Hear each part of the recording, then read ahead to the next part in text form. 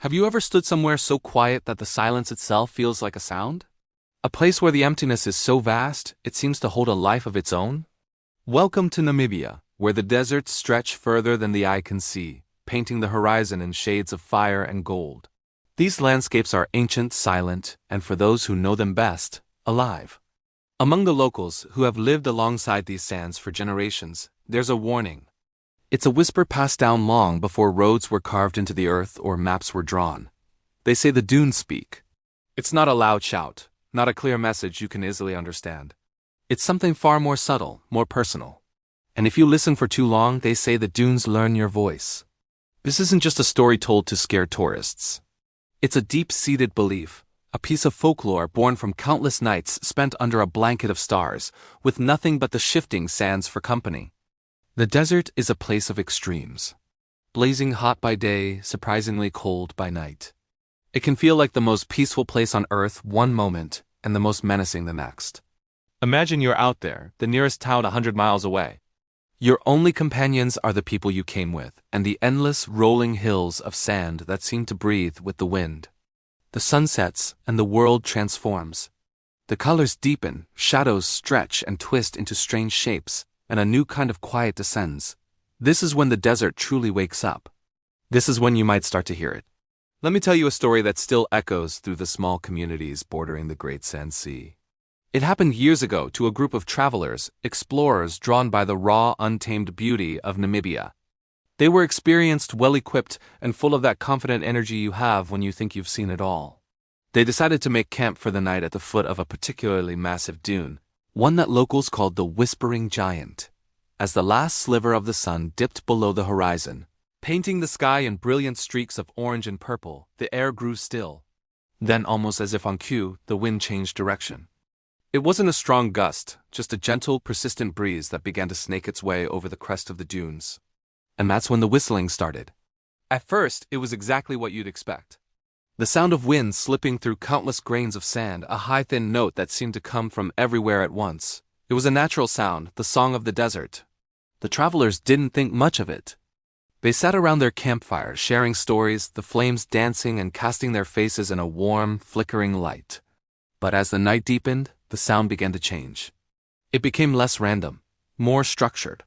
The whistling started to form patterns, almost like a melody.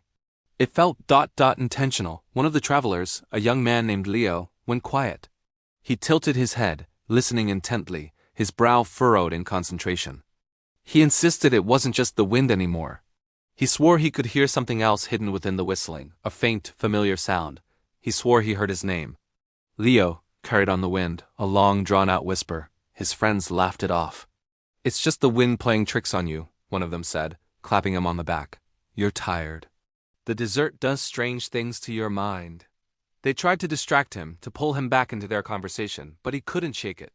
He stood up, his eyes fixed on the dark silhouette of the dune against the starlit sky. The whistling seemed to be calling to him, pulling him toward the darkness. His friends called out to him, telling him to come back, that it was foolish to wander off alone at night, but he barely seemed to hear them. He started walking away from the fire, away from the safety of their camp, and toward the source of the sound. And the strangest thing happened. The farther he walked, the louder the whistling became, but only for him. It was as if it was a private conversation, a melody meant only for his ears, guiding him step by step into the heart of the dunes. Then, just as he reached the base of the great dune, the whistling stopped, abruptly. The desert was plunged back into a profound, almost deafening silence. The change was so sudden it was jarring. His friends called his name, their voices sounding small and lost in the immense emptiness. There was no reply. Just the crackle of their campfire and the sound of their own anxious breathing. They spent the rest of the night on edge, calling for him, their shouts swallowed by the vastness. They told themselves he'd just gone for a short walk and would be back by morning. But as the first light of dawn began to creep over the horizon, a cold knot of dread tightened in their stomachs. When the sun was high enough to see clearly, they began their search. They followed the faint tracks he'd left in the sand, leading away from the camp. The trail went on for a while, straight toward the Whispering Giant. Then it simply stopped. They scanned the area, their hearts pounding. And that's when they saw him. He was standing at the very top of the highest dune, a lone figure silhouetted against the bright morning sky. He was facing the endless horizon, perfectly still. They called his name, relief washing over them, but he didn't move. He didn't turn.